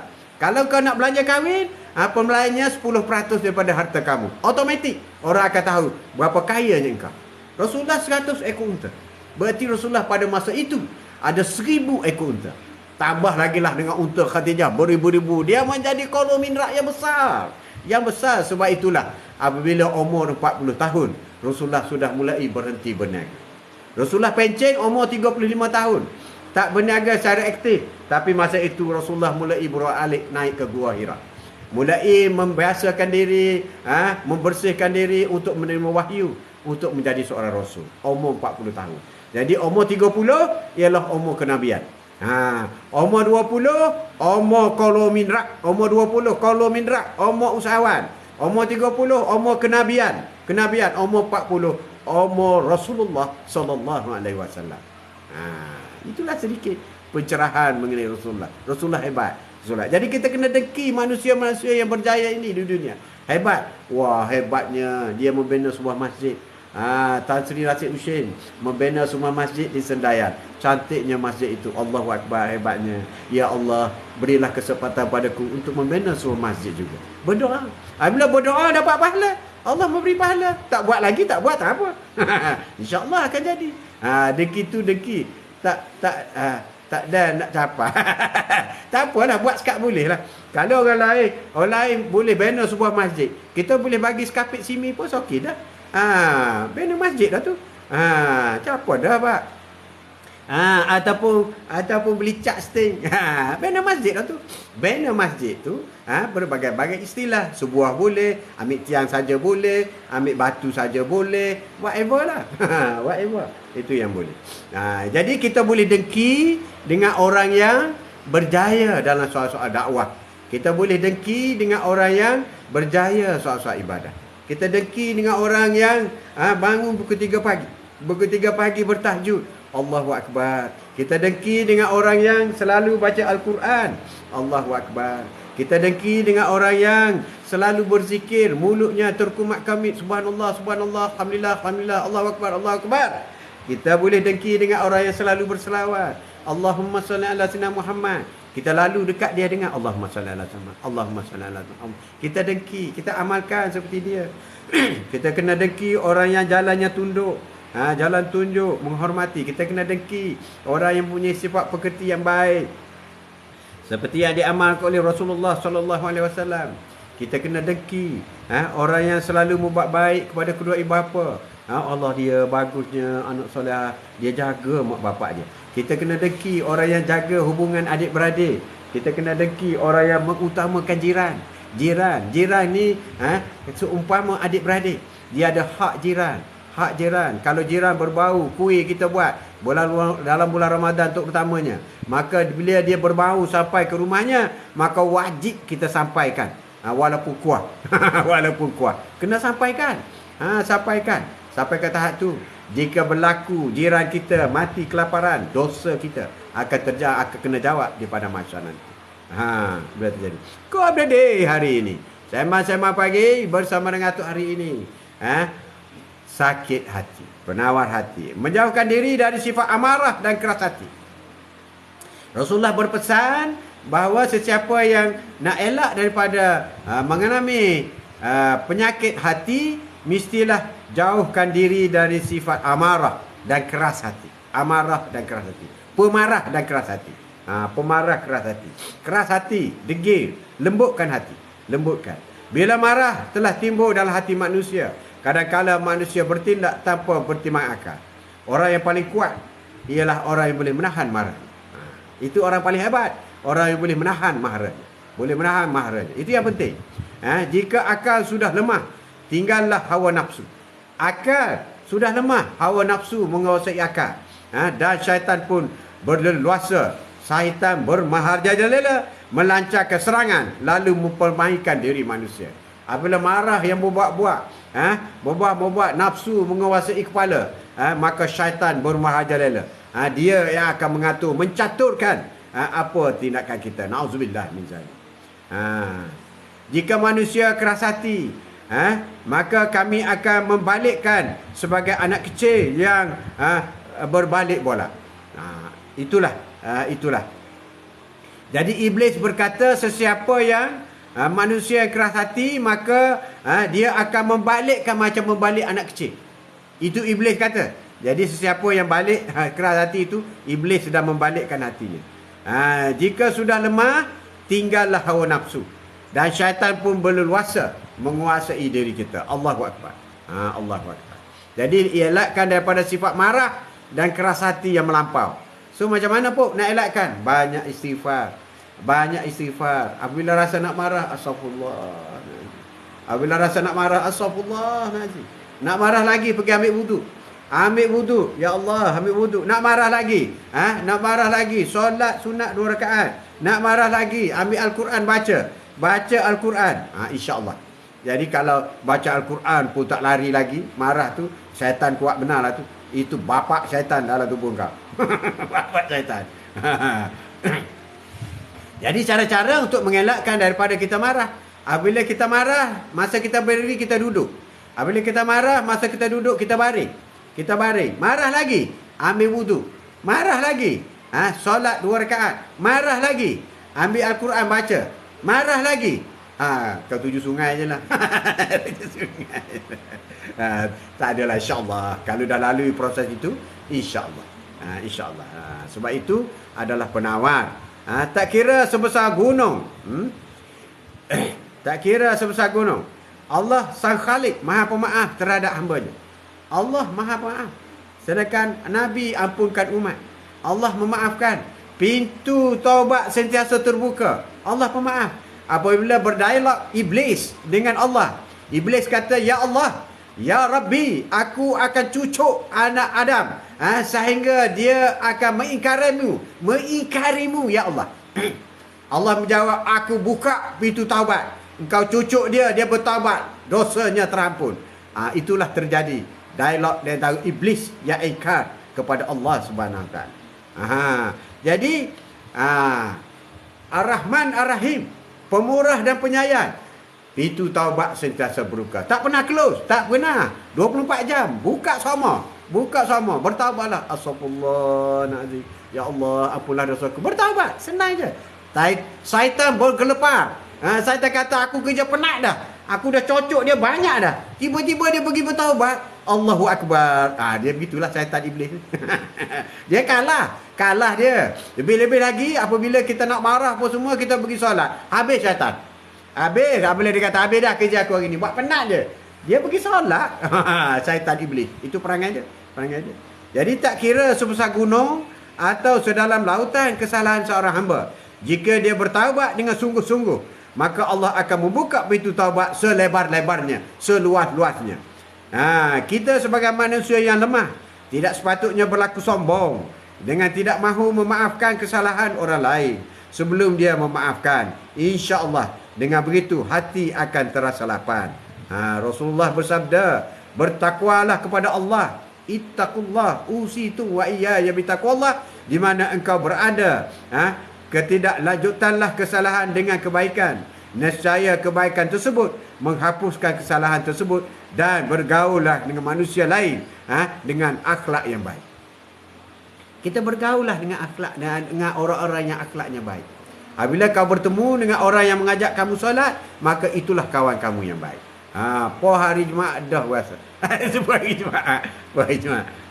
Jadi apabila kau bertemu dengan orang, jom kita pergi solat, itulah kawan sejati. Itulah kawan sejati. Pegang dia baik-baik. Pegang baik-baik. Nascaya Allah akan menghapuskan dosa. Untuk menghapuskan dosa, dosa itu terhapus dengan mengadakan sedekah. Sedekah itu umpama ambil air memadamkan api. Ambil air padamkan api. Itulah sedekah. The power of sedekah. Very powerful. Very powerful. Selain daripada taubat nasuha. Taubat nasuha. Taubat nasuha. Quote of the day hari ini. Sema-sema pagi bersama dengan tu. Penyakit hati. Penawarnya ialah husnuzan. Bersangka baik. Husnuzan. Hidup ini kena husnuzan. Positive thinking. Always think positive. Everything positive. Mesti positif. Menerima bala daripada Allah. Positif. That is very good for me. Very good. Jangan sedih. No. Jangan sedih. Kita memohon dengan Allah supaya dihindarkan daripada sakit. Tiba-tiba menjadi sakit. Think positive. That is very good for you. Very good. Think positive. Tidak ada satu pun benda yang berlaku di dunia ini, sama ada baik atau tidak baik, semuanya baik. Semuanya baik berlaku. Ada sesuatu yang nak disampaikan oleh Allah Subhanahu Wa Taala kepada kita. Hai orang-orang yang beriman, jauhilah kebanyakan dari prasangka. Berprasangka. Prasangka ni ada dua, prasangka baik, prasangka tak baik. Kalau prasangka baik, husnuzan. Sesungguhnya sebahagian prasangka itu adalah dosa. Prasangka itu dah dosa dah. Allahu Akbar. Dan janganlah kalian mencari-cari kesalahan orang lain. Jangan duk korek kesalahan orang lain. Tak ada kerja lain ke? Allahu Akbar. Dan janganlah sebahagian kalian mengejek sebahagian lain. Jangan duk perli, duk mengejek orang. Jangan duk cara korang. Sukakah salah seorang di antara kamu memakan daging saudaranya yang sudah mati, maka tentulah kamu merasa jijik kepadanya. Ini ramai ni orang dia buat kerja salah orang. Boleh dia naik jadi kuasa hidup korang, membuat gotu, membuat goni. Allahu Akbar. Itu umpama dia makan daging manusia sahabatnya yang mati. Duk korang apa kerja lepas-lepas dah. Tutup lah, membuat lah hak molek hak baru dah mu pandai sangat. Allahu Akbar. Tak kata siapa, kecek saja. Kecek saja. Ada kalanya seorang Muslim berburuk sangka terhadap seorang Muslim lainnya sehingga dia memperkecilkan orang lain. Allahu Akbar. Dia mengatakan macam-macam tentang orang lain dan mengatakan dirinya lebih baik. Orang tak betul, orang tu tak pandai. Ekonomi merosot semua, dia yang pandai. Dia pandai. Tentu perkara ini yang tidak benar kepada dia. Akhir sekali dia tentunya dia tak boleh buat apa pun. Tak pandai. Allah tak bagi akal. Allah tak bagi hidayah. Allah tak bagi fikiran kepada dia. Dia akan buntu mengejar masa, terpaksa berlari mengejar masa. Sebab apa? Dia sudah buntu, tak tahu nak buat apa. Allahu Akbar. Setiap Muslim harus mengawasi diri terhadap titik-titik yang cenderung untuk memancing tuduhan, mencungkil tuduhan agar orang lain tidak berburuk sangka kepadanya. Apabila dia mencungkil keburukan masa lalu orang lain, maka orang lain juga akan berburuk sangka pada dia. Allahu Akbar. Itulah. Jadi kita kena husnuzan. Pujilah kepada rakan-rakan kita yang telah berjaya. Daripada 10 dia buat, satu keburukan dia buat, jangan congkil yang buruk. Pujilah yang 9. Semoga Allah memberi hidayah kepada kita. Kita boleh membuat lebih baik daripada itu. Tapi kalau kita mencongkil keburukannya, Allah mencongkilkan keburukan kita lebih daripada kita mencongkil keburukan orang lain. Na'udzubillah. Lah ni duk korek dah ni. Korek dah ni. Puasa. Yang keenam, penawar diri ialah ikhlaskan diri. Ikhlas. Assalamualaikum. Dulu ngorak masa-masa dulu. Tak jawab, dosa. Saya ikhlas tahu, bagi salam. Atuk dulu. Nakal juga atuk ni. Assalamualaikum. Tak jawab, dosa. Saya ikhlas tahu. Dia pun balik. Tak jawab, dosa. Pandai pula kita. Paksa orang suruh jawab salam. Ikhlas. Bagi ikhlas. Saya ikhlas ni. Ikhlas adalah kata yang ringan untuk diucapkan. Ya, saya ikhlas. Saya ikhlas, saya tak campur mahkamah semua. Ikhlas. Tetapi cukup berat untuk dilakukan. Saya berjuang ikhlas. Saya berjuang untuk rakyat, untuk orang kampung. Saya berguling-guling di jalan raya untuk orang kampung, untuk rakyat, untuk orang kampung. Bila dia naik, dia duduk atas, dia yang terbang ke sana kemari. Orang kampung, tak boleh kena boleh SP keluar. Tak boleh ke? Tak boleh. Rakyat, Allahu Akbar. Bila Allah sudah tutup pintu hati. Na'udzubillah min zalik. Supaya Allah bagi hidayah kepada dia.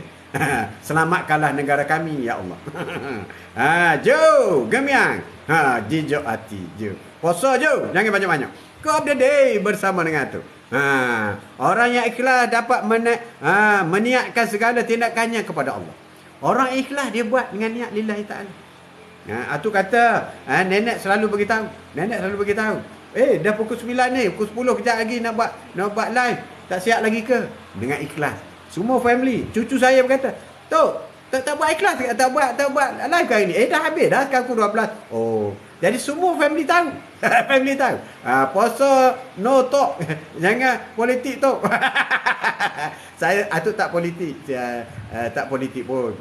Politik ke. Astagfirullah. Jadi, penawar hati untuk mengobati hati yang sakit. Ikhlaskan diri kita. Walaupun ikhlas mudah disebut, berat dilaksanakan. Tapi cobalah. Saya sedekah ni ikhlas. Ikhlas. Tak ikhlas. Apa sedekah RM2? Coba saya sedekah ni RM1,000. Sedekah tangan macam ni lah. Sebab tu Atuk selalu kata, kalau kau nak test iman kau tebal tak tebal di masjid, kau boleh test hari Jumaat. Kau boleh test. Molek ayah, orang duk perhati lah ni. Duk perhati lah ni. Kita nak test tebal kau nipis email kita. Email kita. Kita pergi masjid. Bila lepas pada solat apa semasa duduk zikir, maka Jabir pun lalu. Jabir lalu depan kita. Kita buka wallet. Dalam wallet kita ada go 100, ada go 50, ada go 20, ada go 10, ada go 1,000. Ini Allah nak uji email kita ni. Allah nak uji. Allah nak uji. Jadi Jabir lalu.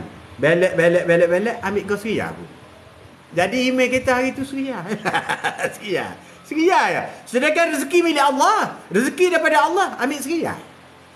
Tapi daripada tak sedekah, ramai hak lalu Jabir saja tak sedekah. You tak tengok je. Zikir tu tunduk je. Astagfirullah.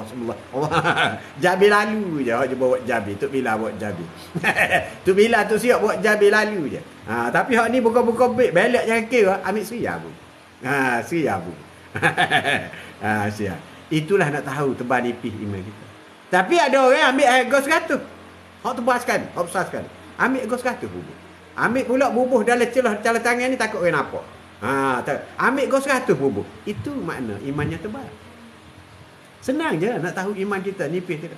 Bubuh 100 tu dengan nawaitu lillahi ta'ala. Bersyukur ya Allah. Inilah sedekahku hari ini. 100 ini. Bersyukur, rasa bangga. Hak Seria ni rasa getah. Rasa getah. Puasa. Molek ayah. Orang duk perhati lah ni. Perhati. Jadi itulah bagaimana nak cek diri kita sendiri. Masa kita bagi sedekah di masjid, orang tak tahu. Kita je tahu. Kita dengan Allah tahu. Itulah iman kita. Tapi kalau iman Sayyidina Umar, bila dia nak bersedekah, bila Rasulullah kata kita akan menghadapi peperangan Tabuk, kita memerlukan dana yang banyak. Aku mohon sahabat-sahabatku supaya bersedekah untuk fi sabilillah. Umar pun datang. Ya Rasulullah, ini sedekahku padamu untuk agama Allah. Berapa banyak Umar? Separuh daripada hartaku. Hari ini aku bawa separuh hartaku dan aku tinggal separuh di rumah. Alhamdulillah, Rasulullah kata. Sekejap lagi datang Sayyidina Abu Bakar.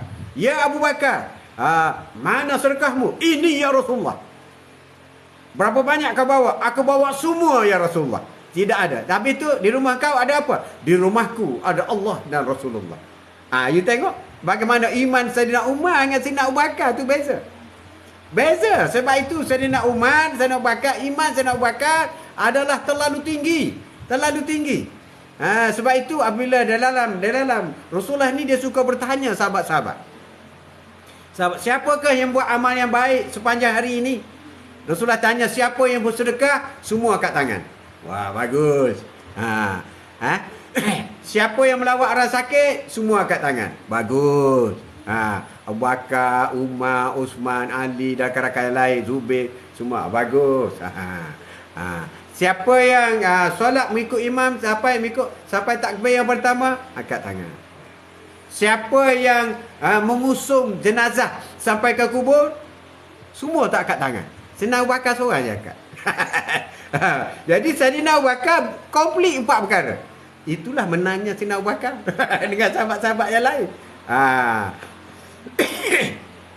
Pernah satu ketika Sayyidina Umar datang berjumpa dengan Rasulullah. Ya Rasulullah, aku nak mengadu satu perkara mengenai sahabatku Abu Bakar. Mengadu juga. Mengadu juga. Apa ya Umar? Ya Rasulullah, aku selalu berselisih dengan Abu Bakar, tapi dia tak bagi salam padaku. Aku dulu yang bagi salam pada dia. Aku dulu yang bagi salam. Allahu Akbar. Betulkah begitu Umar? Betul ya Rasulullah.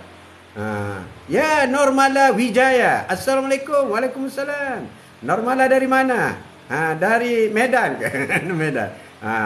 Betul ke? Rasulullah kata panggil Abu Bakar. Abu Bakar pun dipanggil, dah datang. Ya Abu Bakar, Sayyidina Umar mengadu. Dia terasa hatilah kerana engkau tak bagi salam kepada dia apabila bertemu. Dia yang bagi salam kepada engkau. Betul ke? Betul ya Rasulullah. Kenapa ya? Ya Rasulullah, aku teringat apa kata-katamu ya Rasulullah. Sesiapa yang memberi salam, sesiapa yang beri salam dahulu dan sesiapa yang menjawab salam, maka orang yang memberi salam itu mendapat sebuah istana di syurga. Jadi aku nak Sayyidina Umar sentiasa mendapat sebuah istana di syurga. Sebab itu aku menunggu dia memberi salam, baru aku jawab salam, dan dia mendapat istana, bukan aku. Sayyidina Umar menangis. Itulah halusnya perasaan Sayyidina Abu Bakar. Sehingga benda bagi salam pun dia ambil kira dalam soal persahabatan. Orang memberi salam mendapat istana. Orang yang menjawab salam tidak mendapat istana, tapi mendapat pahala yang besar. Pahala yang besar. Tapi oleh kerana Sayyidina Abu Bakar nak melihat Sayyidina Umar sentiasa mendapat istana, maka dia tidak memberi salam kepada Sayyidina Umar. Allahu Akbar. Kau ada day hari ini. Saya pagi hari ini bersama dengan tu. Iri hati, sakit hati, teruk ni. Teruk ni ikhlas kepada diri sendiri. Bila Allah mengujinya dengan kesusahannya pun dia bersabar. Ikhlas, bersabar. Susah, bersabar. Sabar itu pahala. Sabar itu pahala besar. Sabar. Innallaha ma'as sabirin. Allah suka kepada orang yang sabar. Sabar ini semasa susah, semasa sakit, semasa sedih, semasa down. Itulah sabar. Bukan semasa kenyang. Berdawa lepas buka sabar. Bukan. Lepas akad nikah, sabar. Apa kahwin baru? Mana ada sabar macam tu? Buat balik kereta baru. Sabar. Mana ada? Itu bukan sabar. Sabar ni setelah musibah. Bila Allah mengujinya dengan kesusahan, musibah, dia bersabar. Itulah ikhlas. Sabarnya itu ikhlas. Sabarnya itu ikhlas. Ya Subagio Rahman, how are you? Aminah Kasim Nizam, terima kasih. Budak newbie. Terima kasih Wanzul. Terima kasih kena join tu. Sakit hati. Cara penawarnya ikhlaskan diri. Dia selalu percaya bahawa Allah akan sentiasa memberikan yang terbaik kepadanya. Dia selalu percaya Allah sentiasa memberi terbaik kepadanya. Tapi ini berniaga rugi tau. Itu yang terbaik. Rugi itu terbaik. Jadi setiap perkara yang berlaku kepada kita, kita kena bersyukur. Sabar dan redha. Sebab itu yang terbaik. Allah Maha tahu. Itu yang terbaik. Ada satu kisah yang berlaku di Indonesia. Dia ni penjual sate. Rumah dia di tengah bendang Indonesia. Tengah bendang, penjual sate. Pikul sate untuk pergi ke jalan raya. Sampai dia jalan raya menunggu mobil, menunggu taksi, daripada taksi pergi ke kota. Begitulah setiap hari. Pikul sate, pergi ke jalan raya, tunggu mobil, pergi ke kota, dah balik. Begitu setiap hari. Pada suatu hari dia pikul sate dia, tergelincir di batas padi, maka satenya tumpah dalam bendang. Tumpah, sedihlah dia. Sebab itulah pendapatannya setiap hari. Dia sedih. Dia berdoa kepada Allah. Musibahnya, ya Allah, dia sabar, dia berdoa supaya Allah memberi kebaikan kepadanya. Jadi kereta yang menunggu di tepi jalan pun tak tunggu dia lagi, sebab sate dia sudah tumpah, dia sedang siapkan nak ambil sate dia. Sehingga kepada waktu petang, tiba-tiba satu berita mengatakan kereta yang selalu bawa dia itu ke Pekan, kereta tu accident, semua mati. Driver mati, penumpang lain mati. Jadi ada hikmah. Sate dia jatuh menyebabkan dia tak sempat naik kereta dan dia tak mati kerana kereta itu accident. Itulah keburukan jatuh sate itu, ada hikmah. Dia tak laku. Dia kata tak laku dah, sate aku tak boleh jual. Tak ada orang nak makan. Sedih. Bini dia kata sabarlah bang, sabarlah. Tiba-tiba datang seorang peternak itik, peternak bebek. Kawan, aku dengar kau ada sate yang tumpah, aku nak beli sate kau. Sebab itik aku memerlukan makan sate yang ditumpah itu. Berapa kau nak jual? Maka dia jual sate dia. Jadi sate dia laku, dapat dijual, dia dapat elak daripada Allah babasnya daripada accident dan mati kemenangan. Jadi jatuh sate itu adalah satu musibah, tapi musibah itu musibah kebaikan. Jadi apa yang berlaku ialah baik ketentuan Allah. Allah yang lebih tahu kepada kita. Allah yang lebih tahu kepada kita. Sebab itulah ada satu lagi cerita. Cerita yang berlaku dalam rombongan sebuah bas, melancong sebuah bas. Tiba-tiba bas itu rosak, berhenti tepi jalan. Mengikut firasat, katanya salah seorang ini ada membuat masalah, sway menyebabkan bas dia tak boleh jalan. Jadi masing-masing tak nak mengakulah siapa yang sway itu. Jadi tak nak turun. Tak nak mengaku. Maka turunlah seorang. Turun seorang, bas tak boleh jalan lagi. Turun dua orang, bas tak boleh jalan lagi. Sehinggalah turun 29 orang. Tak boleh jalan lagi. Sehinggalah turun dia yang terakhir. Dia ni lah yang buat sway. Kononnya. Maka dia pun turun. Bila dia turun saja, bas pun hidup, boleh jalan. Jadi 29 orang naik bas. Tinggal dia seorang. Maka bas pun jalan. Tak jauh berjalan, bas jatuh ground. Habis dengan driver-driver 29 orang mati semua. Dia yang dikatakan sway tadi selamat. Selamat. Itulah takdir Allah Subhanahu Wa Taala. Jadi apabila musibah, anggaplah musibah itu baik. Apabila musibah itu baik. Ikhlaskan diri. Allahu Akbar. Allahumma salli ala sayyidina. Orang yang ikhlas akan lebih mudah menangani hatinya untuk selalu menyerahkan segalanya kepada Allah. Orang yang ikhlas, orang yang sabar, orang yang beriman, dia mudah cool down dirinya. Hanya pada Allah lah dia bergantung harapan. Jadi itulah penawar hati, penawar sakit hati. Bermula dengan muhasabah diri. Kemudian menjauhkan diri sifat hati dan dengki, supaya hati kita tak sakit, dan juga menjauhkan diri daripada sifat marah dan keras hati. Terutama laki-laki ni, dah bulan puasa ni, elakkan. Dan seterusnya sifat pemaaf. Jadilah orang yang pemaaf. Sebab Allah suka kepada orang yang pemaaf. Innallaha ma'as sabiri, pemaaf. Dan yang kelima ialah husnuzan, bersangka baiklah. Lama tak berjumpa pun bersangka baik. Sayang tetap sayang. Macam tu. Bersangka baik. Dan yang akhir sekali ialah ikhlaskan diri. Jadi untuk itu cukuplah hari ini. Terima kasih kepada rakan-rakan daripada Indonesia, Malaysia, rakan-rakan sahabat, anak-anak menakan atuk, cucu-cucu rakan-rakan yang masih bersekolah, yang sedang bekerja di Sabah, Sarawak, di Thailand, Sarawak di Kap. Suruh orang ayah. Rakan-rakan lain. Atuk ucap terima kasih banyak. Rakan-rakan daripada Indonesia, Thailand, Filipina, Bangladesh pun ada. Bangladesh pun pada cakap Melayu sekarang. Berapa ribu juta ke Bangladesh ada di Malaysia. Dah kahwin dengan Malaysia pun ada. Kahwin Malaysia. Terima kasih banyak. Jangan lupa, tak berapa lama lagi atuk akan mempromosi Kasturi Duha. InsyaAllah. Doakan produk sunnah yang atuk harapkan selalu mengajak kepada solat sunat duha. Sekarang 12:04 minit, masih ada lagi solat sunat duha. Ada ulama kata sehingga pukul 1. Ada ulama kata sehingga pukul 12.45. Jadi solatlah duha, jangan terlepas daripada solat sunat duha. Pahalanya berganda-ganda dan hikmahnya hebat. Yang penting Allah sayang kita. Sekian, wabillahi taufiq wal hidayah. Assalamualaikum warahmatullahi taala wabarakatuh. Wallahu a'lam. Sallallahu ala Muhammad.